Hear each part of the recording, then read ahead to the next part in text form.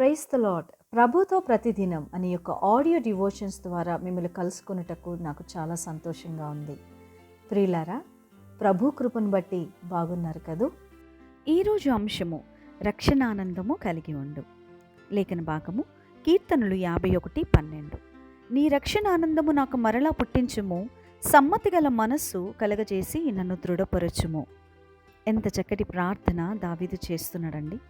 కోల్పోయిన రక్షణానందం మరలా అనుగ్రహించు, సమ్మతించే మనస్సు నాకు దయచే ప్రభువా, నన్ను దృఢపరచు అనే చక్కటి ప్రార్థన విన్నపాన్ని చేస్తున్నాడు. మొట్టమొదటిగా రక్షణానందం మరలా అనుగ్రహించు అని దావీదు అంటున్నాడు. ఈ లోకములో ఎన్ని ఆనందాలున్నా అవి రక్షణానందానికి సాటిరావు. ఆ ఆనందం యొక్క రుచి క్షమించబడి అనుభవించిన వారికే తెలుస్తుంది.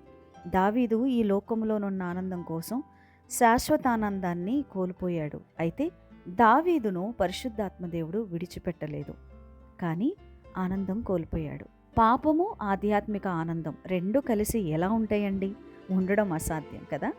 క్షమాపణ వెంటే ఆనందం వస్తుంది. వాటిని ఇవ్వగలిగింది దేవుడు ఒక్కడు మాత్రమే. అందుకే మరలా ప్రార్థన చేస్తున్నాడు, అయ్యా నీ రక్షణానందం నాకు కలగచేయి. రెండోదిగా సమ్మతించే మనసు దయచే ప్రభువా అంటున్నాడు. సమ్మతి గల మనసు విధేయత కలిగి ఇష్టపూర్వకంగా సంతోషంతో తనకు తాను దేవుణ్ణి ఆరాధించడానికి కావలసిన మనసు అన్నమాట. పాపం చేసి ఇట్లాంటి మనస్సును కోల్పోయాడు. అయితే మరలా అట్లాంటి మనస్సును అనుగ్రహించమని దావీదు ప్రార్థన చేస్తూ ఉన్నాడు. ఎంత చక్కటి ప్రార్థన అండి. మూడవదిగా ఆయన అంటున్నాడు, నన్ను దృఢపరచు ప్రభువా అని ప్రార్థన చేస్తున్నాడు. పాపం మనిషిని బలహీనము చేస్తుంది, మరణం వరకు తీసుకువెళ్ళిపోతుంది. గొల్లియాతును సహితం కూల్చిన దావీదు నేడు బలహీనుడయ్యాడు. అందుకే అంటున్నాడు, నన్ను దృఢపరచు ప్రభువా. చూపులు, తలంపులు, క్రియల ద్వారా పాపం చేసి దేవునికి దూరమై శాంతి, సమాధానము, రక్షణానందం కోల్పోయిన దావీదు మరలా వాటి కోసం ప్రార్థన చేస్తూ ఉన్నాడు. విరిగి నలిగిన మనస్సుతో పశ్చాత్తాపముతో మనము ప్రార్థన చేస్తే ఖచ్చితంగా దేవుడు మరలా మన రక్షణానందాన్ని మనకి కలుగచేస్తాడు. ఆయన ఆత్మ మనకి దూరముగా వెళ్ళదు. పరిశుద్ధాత్మదేవుడు మనతో ఉంటారు, మనలో ఉండి నడిపిస్తారు.